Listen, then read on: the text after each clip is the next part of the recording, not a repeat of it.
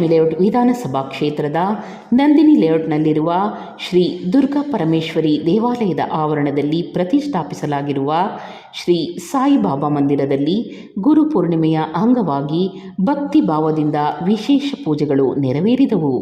ಈ ಸಂದರ್ಭದಲ್ಲಿ ಬಿಬಿಎಂಪಿ ಮಾಜಿ ಸದಸ್ಯರಾದ ಕೆವಿ ರಾಜೇಂದ್ರ ಕುಮಾರ್ ಅವರ ನೇತೃತ್ವದಲ್ಲಿ ಕುಟುಂಬದ ಸದಸ್ಯರೆಲ್ಲರೂ ಸೇರಿ ಶ್ರೀ ಸಾಯಿಬಾಬಾ ಮೂಲ ವಿಗ್ರಹಕ್ಕೆ ಹಾಲಿನ ಅಭಿಷೇಕ, ವಿಶೇಷ ಪೂಜಾ ಅಲಂಕಾರ ಹಾಗೂ ಆರಾಧನೆ ಸಲ್ಲಿಸಿದರು.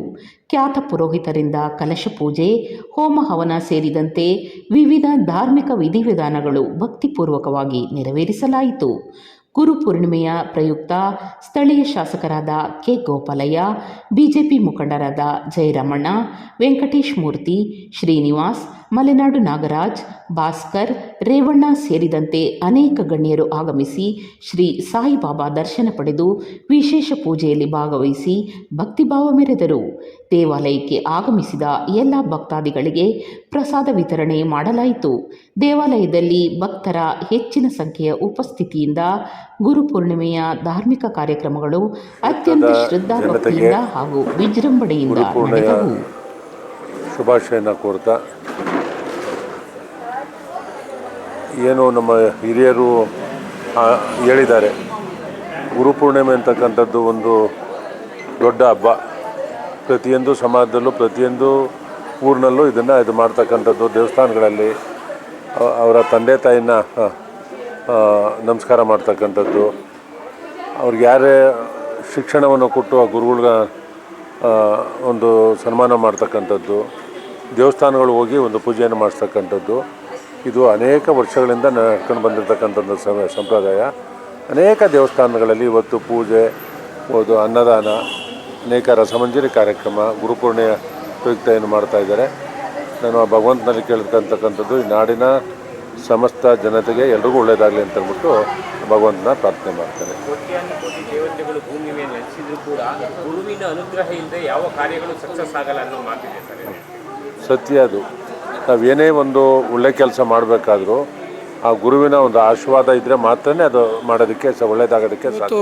ನಮ್ಮ ನಂದಿನಿ ಲೇಔಟಿನ ಸಾಯಿಬಾಬಾ ದೇವಸ್ಥಾನದಲ್ಲಿ ಗುರುಪೂರ್ಣಿಮೆಯನ್ನು ಆಚರಿಸ್ತಾ ಇದ್ದೀವಿ. ಭಾಳ ವರ್ಷಗಳಿಂದ ಇದನ್ನು ನಾವು ಆಚರಿಸ್ತಾ ಬಂದಿದ್ದೀವಿ. ಇವತ್ತು ಬೆಳಗ್ಗೆಯಿಂದ ಕಾಕಡ ಆರತಿ, ಹೋಮ ಹಾಗೂ ವಿಶೇಷ ಪೂಜೆಗಳು, ಮಹಾಮಂಗಳಾರತಿ ಆಯಿತು. ಸಾಯಂಕಾಲ ಸಾಯಿಬಾಬಾ ಜಯಂತಿ ಪ್ರಯುಕ್ತ ಭಜನೆ ಕುಣಿತ ಅಂತ ವಿಶೇಷ ಕಾರ್ಯಕ್ರಮವನ್ನು ಆಯೋಜಿಸ್ತೀವಿ. ಇದರಲ್ಲಿ ಕುಣಿತದ ಮೂಲಕ ಭಜನೆಯನ್ನು ಮಾಡ್ತಾರೆ. ಇದು ಮೊದಲನೇ ಬಾರಿಗೆ ನಾವು ನಂದಿನಿ ಲೇಔಟ್ ಕರ್ಕೊಂಡು ಬಂದಿದ್ದೀವಿ. ಎಲ್ಲ ಭಕ್ತಾದಿಗಳು ಬೆಳಿಗ್ಗೆ ಯಾವ ಥರ ಬಂದಿರೋ ಸಾಯಂಕಾಲ ಕೂಡ ಅದೇ ಥರ ಬರಬೇಕು ಅಂತ ಕೇಳ್ತಾಯಿದ್ದೀನಿ. ಹಾಗೂ ಈ ಒಂದು ಕಾರ್ಯಕ್ರಮಕ್ಕೆ MLA ಗೋಪಾಲಯ್ಯ ಅವರು ಕೂಡ ಬಂದಿದ್ದರು. ಅವರು ಕೂಡ ಬಂದು ಈ ಒಂದು ಸಾಯಿಬಾಬಾ ಜಯಂತಿ ಕಾರ್ಯಕ್ರಮದಲ್ಲಿ ಭಾಗವಹಿಸಿದರು. ಬೆಳಿಗ್ಗೆಯಿಂದ ಸಹಸ್ರಾರು ಜನಗಳು ಬಂದು ಸಾಯಿಬಾಬನ ಕೃಪೆಗೆ ಪಾತ್ರರಾದರು. ಪ್ರತಿ ವರ್ಷ ಕೂಡ ಈ ಕಾರ್ಯಕ್ರಮ ಭಕ್ತಾದಿಗಳ ಸಹಕಾರ ಯಾವ ರೀತಿ? ಭಕ್ತಾದಿಗಳು ವರ್ಷ ಜಾಸ್ತಿ ಆಗ್ತಾಯಿದ್ದಾರೆ. ಈಗಂತೂ ಭಾಳ ಜಾಸ್ತಿ ಆಗ್ತಿದೆ. ನಿಲ್ಲೋಕ್ಕೆ ಜಾಗ ಇಲ್ಲ, ಅಷ್ಟು ಜನಗಳು ಬರ್ತಾಯಿದ್ದಾರೆ. ಯಾಕೆಂದರೆ ಸಾಯಿಬಾಬನ ಮೇಲೆ ಜನರಿಗೆ ಭಕ್ತಿ ಜಾಸ್ತಿ ಆಗಿದೆ. ಯಾಕೆಂದರೆ ಗುರು ಯಾವುದೇ ಕಾರ್ಯಕ್ರಮ ಮಾಡಬೇಕಾದ್ರೂ ಗುರು ಇರಬೇಕು. ಆ ಗುರುವನ್ನು ಸಾಯಿಬಾಬನಲ್ಲಿ ಜನ ಕಂಡುಕೊಡ್ತಾ ಇದ್ದಾರೆ. ಗುರು ಪೌರ್ಣಿಮೆ ಪ್ರಯುಕ್ತ ದುರ್ಗಾ ಪರಮೇಶ್ವರಿ ದೇವಸ್ಥಾನದ ಬಾಬಾ ದೇವಸ್ಥಾನದಲ್ಲಿ ಪೂಜೆ ಹಮ್ಮಿಕೊಂಡಿದ್ವಿ. ಬೆಳಗಿನಿಂದ ಹಲವು ಹೋಮ ಕಾರ್ಯಗಳು ನಡೀತಾ ಇದೆ. ಹಾಗೂ ಬಾಬನಿಗೆ ಆರತಿ ಕಾರ್ಯಕ್ರಮನೂ ಆಯಿತು. ಹಾಗೆ ಈಗ ಇನ್ನು ಸಾಯಂಕಾಲನೂ ಸಹ ಭಜನೆ ಹಾಗೂ ಕುಣಿತ ಭಜನೆ ಅಂತ ಸ್ಪೆಷಲ್ ಕಾರ್ಯಕ್ರಮ ಹಾಗೂ ವಿಷ್ಣು ಸಹಸ್ರನಾಮ ಮಹಿಳೆಯರಿಂದ ನಡೆಸ್ತಾ ಇದ್ದೀವಿ. ಹಾಗೆ ಎಲ್ಲ ಬಾಬಾನ ಆಶೀರ್ವಾದ ಎಲ್ಲ ನಂದಿನಿ ಬಡಾವಣೆ ಎಲ್ಲರಿಗೂ ಇರಲಿ ಅಂತೇಳ್ಬಿಟ್ಟು ಆ ಬಾಬಾನಲ್ಲಿ ಕೇಳ್ಕೊಳ್ತೀವಿ. ಹೌದು, ಕುಟುಂಬ ಸಮೇತ ಹಾಗೆ ಎಲ್ಲ ನಮ್ಮ ಬಡಾವಣೆಯ ನಿವಾಸಿಗಳು ಎಲ್ಲ ಭಾಗವಹಿಸಿದ್ದರು. ಎಲ್ರಿಗೂ ದೇವರು ಒಳ್ಳೆಯದಾಗಲಿ ಅಂತೇಳ್ಬಿಟ್ಟು ಹಲವಾರು ಹೋಮಗಳನ್ನ ಮಾಡಿದ್ವಿ. ವಾಸ್ತು ಹೋಮ, ಗಣಹೋಮ, ಆಮೇಲೆ ಇನ್ನೂ ಹಲವಾರು ಹೋಮಗಳನ್ನು ಮಾಡಿದ್ದಾರೆ. ಗುರುವಿನ ಅನುಗ್ರಹ ಇಲ್ಲದೆ ಯಾವುದೇ ಒಂದು ಕಾರ್ಯಗಳು ಸುಗಮವಾಗಿ ನಡೆಯಲ್ಲ ಅನ್ನೋ ಮಾತು. ಹೌದು, ಇವತ್ತಿನ ಕಾರ್ಯನೂ ಅಷ್ಟೇ. ಗುರುವಿನ ಅನುಗ್ರಹ ಇಲ್ಲದೇ ಈಗ ನಾವು ಈ ದೇವಸ್ಥಾನನೂ ಸಹ ಇಷ್ಟು ಚೆನ್ನಾಗಿ ನಡೆಸ್ಕೊಂಡು ಹೋಗೋಕ್ಕೆ ಅವರ ಆಶೀರ್ವಾದನೇ ಕಾರಣ ಅಂತ. ಇವತ್ತು ಗುರುಪೌರ್ಣಿಮೆ ಆಚರಣೆ ಮಾಡ್ತಾಯಿದ್ದೀವಿ. ಗುರು ಇಲ್ಲದ ವಿದ್ಯೆ ಗುರಿ ಮುಟ್ಟಕ್ಕಾಗಲ್ಲ ಅಂತ ಇತಿಹಾಸದಲ್ಲೆಲ್ಲ ಕೇಳ್ಪಟ್ಟಿದ್ದೀವಿ. ಯಾವುದೇ ಒಂದು ಕೆಲಸ ಕಾರ್ಯ ಆದರೂ ಕೂಡ ಗುರು ಇರಬೇಕು.